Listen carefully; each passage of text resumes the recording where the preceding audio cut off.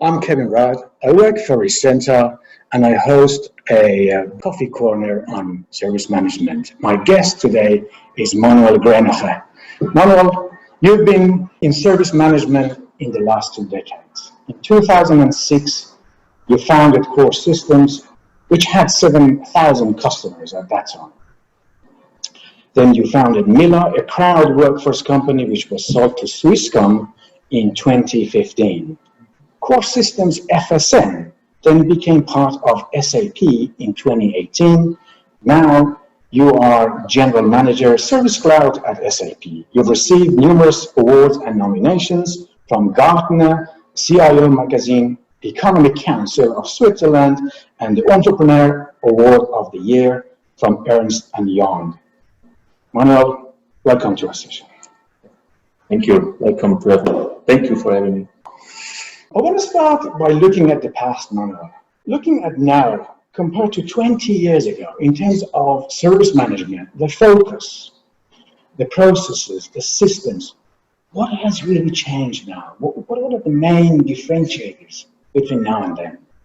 Look, I guess what really changed in my point of view, that the customer becomes a more important role in the service than ever.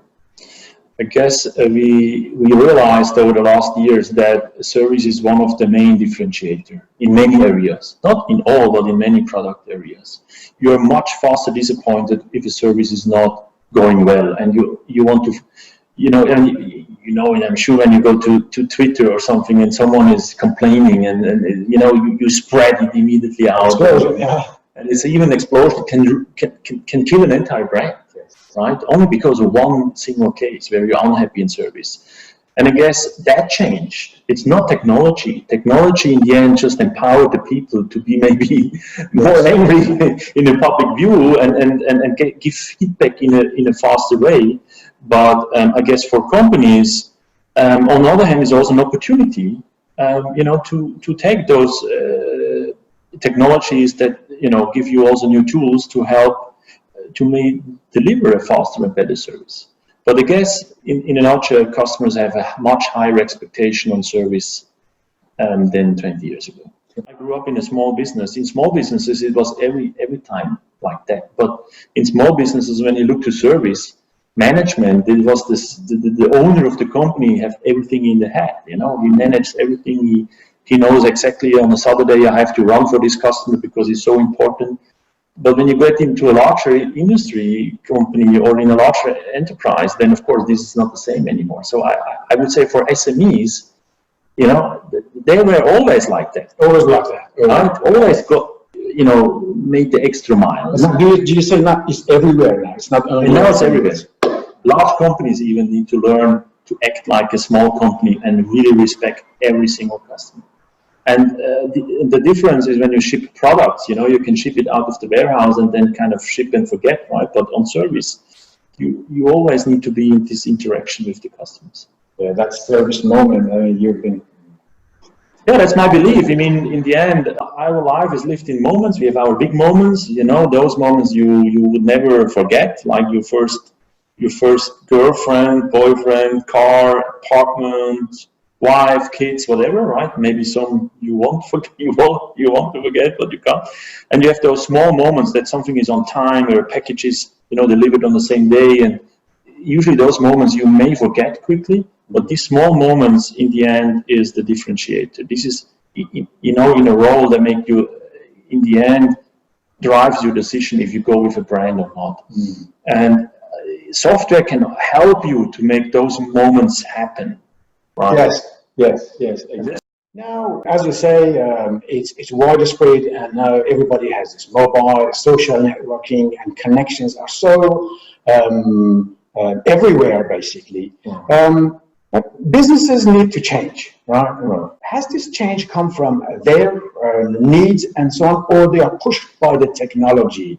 Meaning that technology has shown new ways of doing things.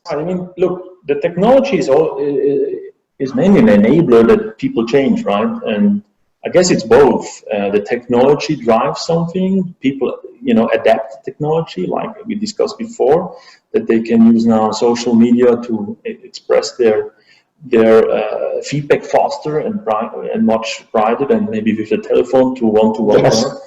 So I guess it's a mix of both. But of course, technology, in terms of service, and it changed a lot, right? I think it is something that bring some challenges to companies, challenges and opportunities, of course, to act just faster than maybe 10, 20 years ago, right? Because the changes are so quick.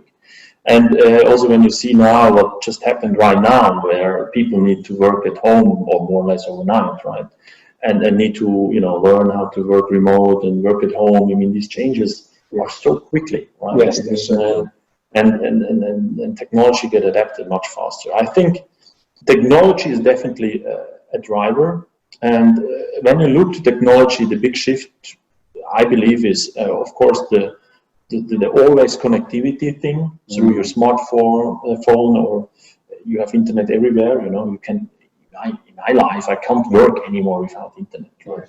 So this is something that maybe also changed. When I look back when we started, we always when we started also doing stuff on-prem, right? On premise in servers and local networks, and today everything needs to be in the cloud, right? Right. And that's something that drives changes on customer side and on business. You've been on the technology provider side for some years now, in the past, now, and so on. What do you look at? Like, do you look at customer needs to go and build new products, or you get like new technology and enablers and make new products and say, hey guys, let's use this? In the end, it's of course we what I love most in my life really is going out to customers, listen to them and get insights and understand their problems. That's my passion. What I miss at the moment with this entire Corona, because remotely that works, but it's still not the same when you can walk into a company, into their, production or offices and you feel it. Yes, feeling. Yeah, right. Exactly. And you see their success, but also their pains. Right? This is what motivates me since I started building companies, and then I try to match this with technologies that are very early. Right? I remember when we started Core Systems was where there were rumors around the first iPhone, and this kind of touchless stuff, and we tried to. We are here in Switzerland, right? And we try to do our best to get the first iPhone, to build the first app, to show it to business users, what you can do with these devices. Yeah. And that's really cool, right? When you can bring early innovations very quick to business, but try to match it with clear business needs, right? And that's my passion. As a service provider, I'm looking for service management solutions, for example, because technology has changed, or have new needs, for example, and there are many players in the market right now. There are many names, and less or more, they claim they do it all. I mean, service management, ticket management, self-service, field service management. Right. If you're a customer, what is the distinguishing factor in your selection process? What is important? There are many solutions out there. I mean, I remember alone in field service, there were 200 vendors. There were local ones, global ones like VRAG, SAP. But I mean, as you know, service happens from large companies to small companies. First of all, I think the software is not everything. It's the people you work with. It's the people that understand your business, and bring and can empower the software in the end. So my advice is not only look to the software, look to the people you have, the partner that maybe implements the software. And the vendor people, do you mean the vendor, people from the vendor organization? Either you have a partner or the vendor directly, but software is, usually these projects not go wrong because the software is not right. Right? Either their requirements was not clear, or the partner not understand service. So the software, I would say they are better than less and so on, but usually it's important that the people you work, the consulting people, the IT people, that they also understand what means service. It's and the software, they are all good. Of course, ours is the best, but no, I mean, serious, like, and then you need to see, do you make local business or international business? What is your growth plans? You want to triple your business, or, through all, with many subsidiaries in the world, and maybe you go with a larger one that has people around the world that can help you to roll it out, or you build your own team. But I think it's a mix between technology, software, and the people that do the implementation and training and so on. And also understand when you are the vendor, what your customers' pain points are, right? Because some stuff you can do with a better software, but let's say when you're, think about your processes where you have gaps, maybe you not have enough people anyway to deliver the service in time, then the software helps you maybe to improve 20-30%, but do not scale completely, right? So if scalability is an issue, then you also need to think about your business models.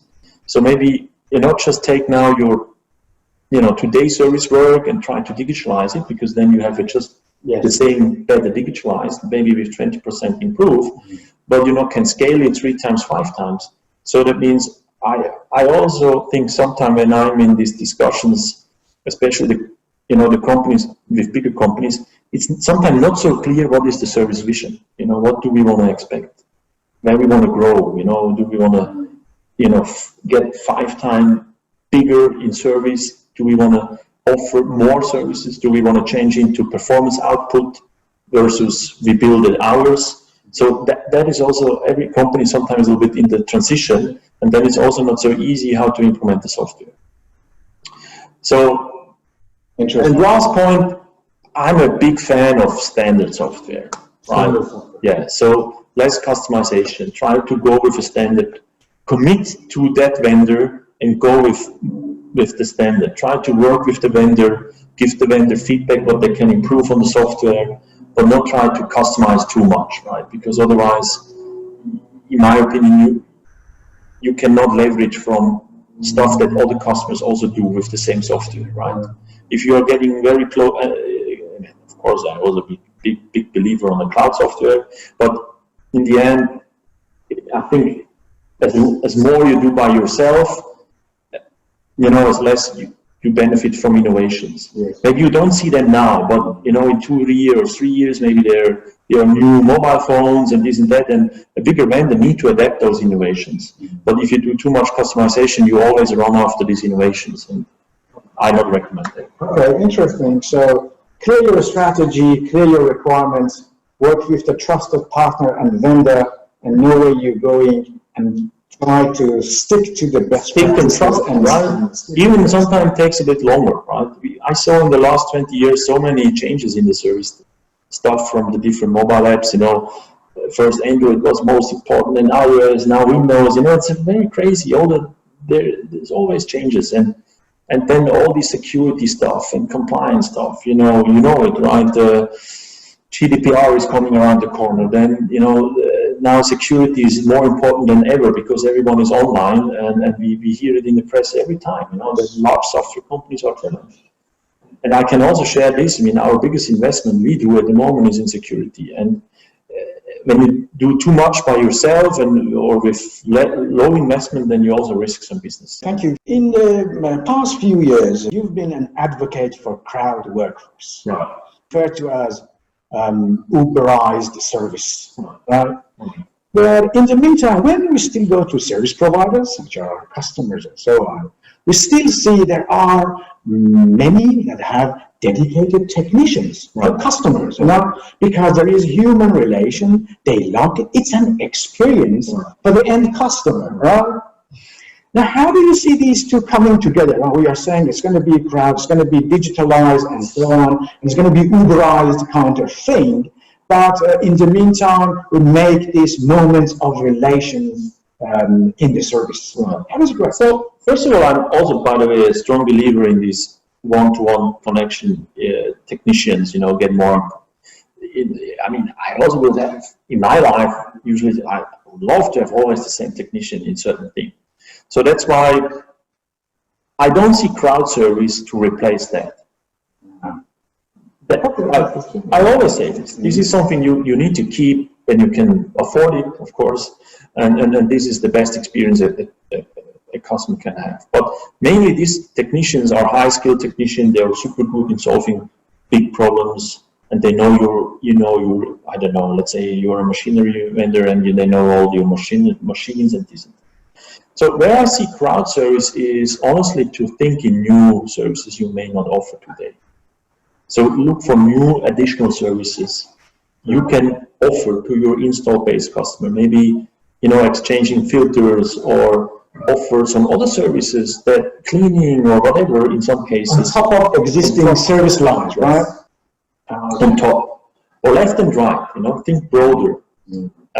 Because then you have, with crowd service, you have an opportunity to scale fast. And try it out also fast, and I think that's the magic of working with such a model. You should really think about something new, a new business, a new service you can offer to your install-based customer that they not get from you today, and maybe work with different small companies around and need to handle that. So try to fix that. That's what I also love about these kind of Uber models, and make it super easy for them to consume, right? Because when you attach services to something that maybe exists, like an equipment, then they also need the same information like a technician that always comes for a big problem. They need the tools too, right? And that's why I strongly believe a crowd service has a big momentum in also B2B. And we see the trend. I mean, very high-skilled people often are contractors, often are self-employed, right? And with crowd service, you can offer service everywhere. But in the end, you need to try it out. It's something that is not just the software you implement. This is a complete new business model. And I see this mainly works for, clear, structured services that are not too complex, easy, but don't need to be super easy, but somehow, clear what you have to do. And then you can bring a complete new experience to your existing customer, because they can have maybe the core product, but they get all services left and right also through your channel. Interesting. So by crowd and Uberized service, we are not necessarily replacing the existing relationships. We are expanding legs and arms, so we have better base and maybe bigger base to confront the customer needs and offer more services. Think about where you have the key already into the door, and then you do left and right. And that services, I would start with crowd service, because if you start your own, you kind of disrupt your own service, it's maybe also too high risk, because these people know so much, right? And to digitalize this takes maybe too long, and it's too risky. Interesting. Okay, so now expanding services, new ways of doing things and doing new things when you do service management. Nowadays, we see talks about servitization, offering service as a product itself, right? on a consumption-based, on a performance-based. So the manufacturer, for example, is not selling the product, but the service, right? And there are examples, Rolls-Royce, like engines, like power by the hour, and MAN trucks and buses in the UK, for example. I know they don't sell trucks and vehicles only, they sell service, like expanded services. What is your take on this? And do you think this is like the way in the future? Is it going to work for every industry? So first of all, of course, I'm a strong believer on that model, because when we started Core Systems, I also started very early to offer our software as a service. I can remember that was, in 2008 or so, 2 years after we started the company, we started with the first cloud product, kind of, And so software, by the way, started very early. Exactly, that's one of the early ones. Today you don't buy anymore an email server, to be honest, right? You use Gmail or Outlook.com or something like that. So the software industry was super early, and it was a heavy investment for most of those vendors, right? I mean, best example for me is always Adobe Photoshop, because I'm also hobby, I love to do graphics and so on. And I remember they were one of the very early vendors that I remember you needed to buy Photoshop for $2,000-3,000. I don't exactly know the amount, but $2,000-3,000 was very big investment. And they started very early to put that into a kind of a subscription mode and say you pay now $9 a month or so. And since then, I pay $9 a month, and I'm sure I paid already accumulated 5 times, right? But I got all the innovations and all the stuff, right? This is because I was happy with the service. Always today, when I need to modify a photo, I do it with Photoshop. So because it's affordable and it's great because I see the innovations, always new releases, always new stuff, and that's why I'm a strong believer in that model. But it's a heavy investment. It's a heavy investment for many things, because you have a lot upfront investment you have to do as a vendor that the customer can benefit from. But the trend, in my opinion, is unstoppable. Companies not invest anymore in big projects, or in big upfront stuff. They not buy big machines because they need, maybe they want to see that you as a vendor also take some risk on their business. Oh, yeah, you're sharing the risk, right? You're sharing the risk, you're sharing the investment. And of course, in software is maybe a little bit easier because company valuations may be sometimes a little bit higher when I compare it to other industries and to raise money. But in the end, I think performance-oriented or subscription-based models, yes, definitely the future. Definitely the future. And I recommend to everyone to start somewhere, and go away from this kind of bigger upfront investments and then try to, or bill on charge, bill every hour you serve. And requires a service mindset then in the organization. It's important. Exactly. Then it's not only the product, it's the entire ecosystem. Everyone that takes the phone of a customer to the support, to the field service. So everyone is a piece of the experience. It's not, in the end, the champions are not the sales guy that sells the big machine. It's really the guys that make sure that the customer extend the contract every year and not cancel the contract. So, you really, in my opinion, even SaaS companies or subscription-based companies, they go an extra mile for the experience, because the customer always can cancel. Exactly. And that's why you do a little bit, in my opinion, you do a little bit more. For also a customer, this is more a guarantee that the vendor is putting more charge on the sustainability of the experience after the sale. Right? Exactly. And you not ship the software and here is a product I don't buy. Right? So, but yeah, it's a big investment, but I strongly believe in it, and I consume everything like that. That's clear. And the more service we have for manufacturers and service providers, the more assets they have, the more field service they're going to need. I mean, in terms of the field service, or it's going to be remote service, or just more customer care. Because you do more, but you also improve the product through that, because you don't want to send always technicians, right? You also think, how can I standardize products? How can I make the product stronger, more predictive? Because of that, you start to innovate much more, in my opinion. Interesting. That leads to innovation, because otherwise you product as well. Exactly, because you don't want to lose the customer, because again, you do the upfront invest, and then you need to wait 5-10 years, depends on the business, to get the cash back. And it needs 5-10 years to try to keep the customer, and with that you improve. In my opinion, you improve everything a little bit. You try to standardize, you try to, to make the processes more lean, just that you can keep the margin and also keep the customer.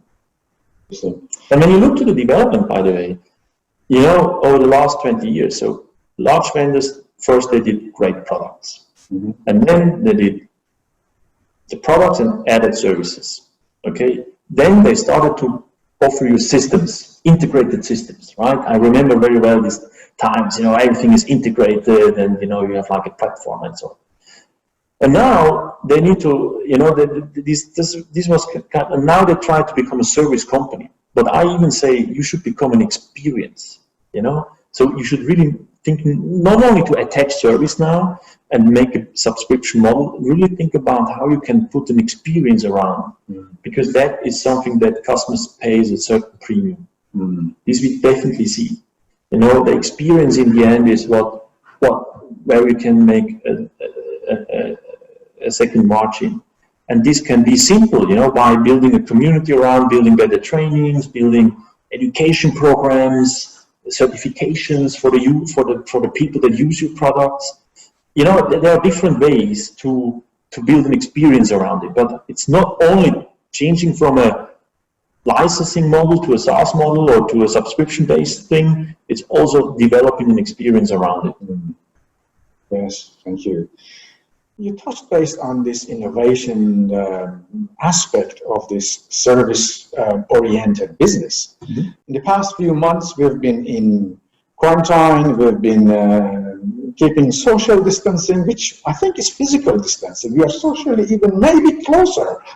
It's physical distancing. I agree, the word is maybe, I don't know the translation very right, but I also say it should be physical distance, not social distance. But so this COVID-19 situation, in terms of service, and in particular field service, because the field service crew are going outside and so on, what do you think this has impacted?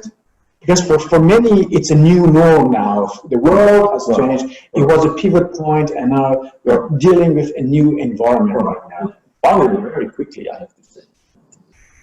The adaptation was...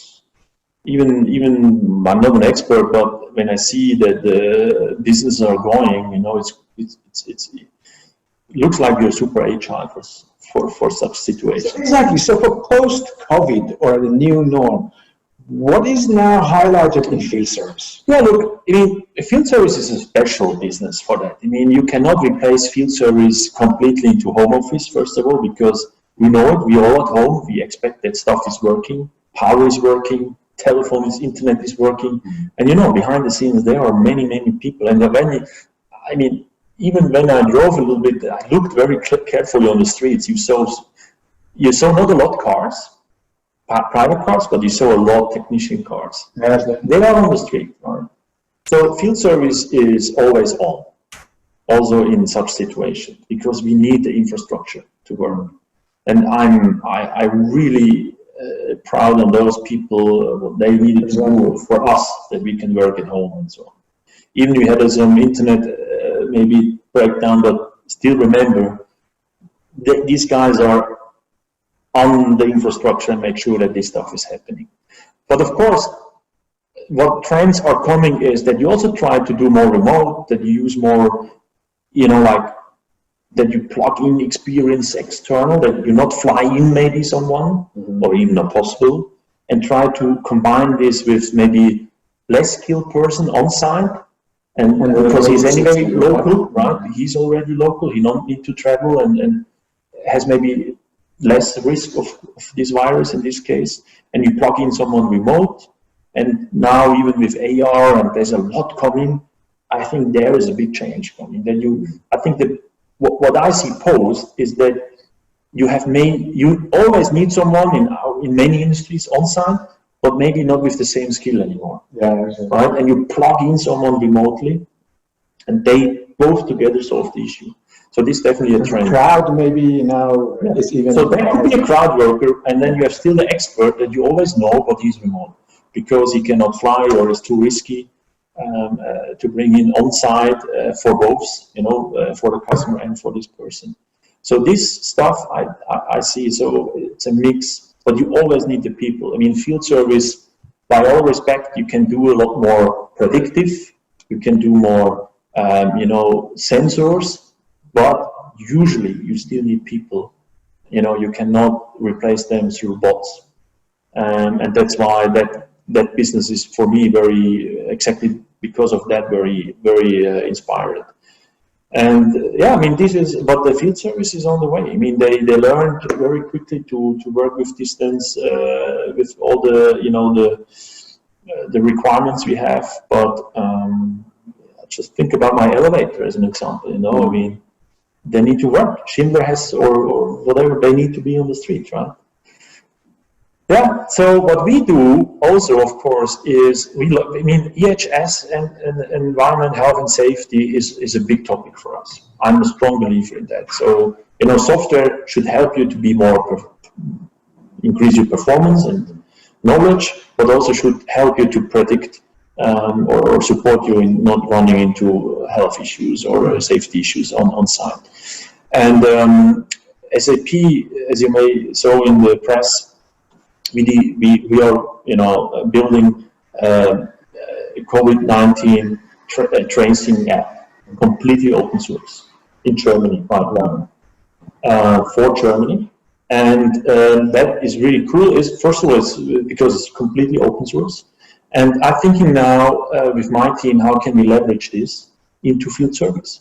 Because that's not only a problem in Germany. When I have a field force out there, I want to be maybe informed when someone was in contact with someone that had a potential COVID-19 or whatever is coming in the future, and then I can make the right decisions that I not lose my entire field force for 2 weeks in quarantine.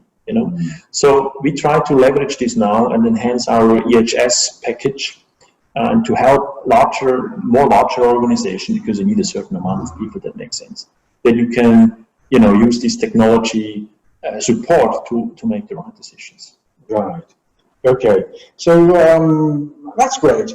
Can we just stop in here for the moment? The changes that this situation is going to bring for technology providers, for example, SAP or others. So I want to just take one step back. When I look at in the last 2 decades, I see 3 waves of service management, and in particular field service. The first 10 years, let's say from 2000, 2010 or after, it was all about mobility, connectivity, paperless, efficiency, and so on. I would call that connected field service. Right? That's true. Get from paper to exactly. Which then a lot of players, as you said, and so on. The next wave, like maybe starting from 5 years ago or so, was encouraged by data sciences and intelligence and IoT and all of that thing to be like optimized and intelligent and so on. I call it like optimized field service, which is not finished yet, it's still going, but that's done. Good. Now, I see a third wave. Now we have the mobility, now we have optimized routes and so on. We would like to operate in any circumstance. So we wanted to have a robust and resilient field service. Exactly. I call it resilient field service. Because what is it that you pointed the right word, resilience, sustainability into a service operation, because exactly as we discussed before, and I mentioned it clearly, field service is mandatory. You cannot just go home office for 2 weeks, okay, or longer time. Otherwise, your entire business model will go down, right? When you go into, especially when you go into this performance outcome business model we discussed before, subscription-based. Exactly. So even more important there. Yeah, even more important. That's why your resilience is the right word for it, because it's not only a mobile tool anymore. It is an entire ERP, I would say, for your service, and it's core, right? And you need to rely on it. You need to give you more than just performance improvement. You need to really make sure that you can run your business sustainable in a healthy way. That's why EHS, environment, health and safety, we learned this also with our large customers. I can also point it out, I learned most from Siemens there. So look, when we started the company, for us was always, as we said, of course, this technology, mobile, this and that. And what we learned over the last 10, 15, 20 years is that the people, the person itself, that we make more around the person itself. That's why we introduced more workflow driven, and that we can adjust to the person. And now we need to also make sure that the solution really supports you, that you can rely on it. So absolutely, this is key, because otherwise you cannot develop your your business model on top. And again, as we just discussed before, because service is the differentiator, you completely need to rely on it. Mm-hmm. You cannot, like in production, you know it, right? We saw it in the news. The entire production line shut down. Yes, you not ship new product, but the products that are out there, they need to work. That's why service is key. And I see, by the way, that at that moment, many companies realize that and start to do more investment in service operation, in the softwares and the tools around. Do you think this is going to change our business processes as well as software systems to support these business processes? Wow, absolutely. To have resilient field service, for example? I think so. I mean, as we discussed before, the example with you have maybe a less skilled person on site, a higher skilled person that is centralized, you know, this is becoming. That's also part of it. And the software tools, not only FSM, also the tools like remote control tools and how you read data remotely. I mean, this is a lot around it. It's not only the service management, but this will develop in the next 5 years rapidly. Sorry, that before we close out, and also we see the challenges. You know, what will not so easily happen is that all these machines are really connected to the internet. That's my belief, because there's too much IP in it. You know, I mean, I'm honest, I may also not want that my elevator is connected to the internet and the hacker make it, you know, that you can steer it and, you know, I mean, it's too much issues on it. Yeah, there are all other factors like privacy and exactly. And that's why I think we will face something that we need, something between, you know, that the person on site maybe can read easily data, then just this piece more secure to an expert, you know, that's a challenge we need to come over. Interesting. So we looked at the past and we are now in this situation in June 2020. What is for the next 10 years? From your point of view, how does the service management of the future look like? Good question. Very good question. So, look, as I said before, I think service is always changing. That's the beauty. It's always changing, and it's for us. What I see is, we mentioned before, we need to respect more the person that do the service, and find with tools the way how we can really do the best support that these people get fully empowered. And I believe that, again, come back to the crowd work, that this is the main driver of the next 10 years, and I strongly see, is that we will work in a more remote environment and more agile, that maybe not all the people are hired in my organization. So, and that will be where service solution in general, in my opinion, will change on. You need to be more open to connect to different people, you know, bring them together to do something, you know, together, I guess, in a safe way, as we discussed before. This will be the future. I guess what we've done, and you pointed out correctly, over the last 10 years is try to get the most performance out. Yeah. You know, and yes, we can increase it by 20-30%. But now it's time to focus on the person, on the people in this service, and try to scale this up. And that's where I see we will have big shifts coming, because most solutions are closed, you know. And open this up, build more, you know, that easy people can easily connect into the system, get the right information, get on speed, can help customers in a more remote way, or together someone on site and someone remote, combined with IoT data, of course. Yeah, interesting. But we will not be bored over the next 10 years, definitely not. All right, so my last question would be if there are anything you would like to share with service providers who are working on their strategy of service, or they are looking for products. One thing, again, I like to share is be clear about your service vision. Make it super clear to everyone that work in your project. You know, make it one slide, what is your big picture of the service for your company over the next 5-10 years. Depends a little bit on the business, right? And make it super clear, sharp. Then it's much easier to find the right solution, maybe find the right partner. That's always also why I run around with these mottos, make it clear what do you want to achieve. With service moments as an example, it was clear we want to achieve these small moments to deliver perfect service moments, what is needed to deliver those perfect moments. So you have a belief, and then you can start from this belief, why you do something and not what you want to do. And then you go back from this belief, and I think then you have, you know better what solution in the end is coming. I recommend not to listen to the different vendors and choose that vendor that tells you the best sales story. First, be clear that you know what you want to achieve in service. Interesting. Thank you very much, Manuel. Kev, thank you. You are inspiring person. Take we do after COVID-19. And it's been a great pleasure talking to you. Thank you, Kev. Thank you for your great effort here to talk about service.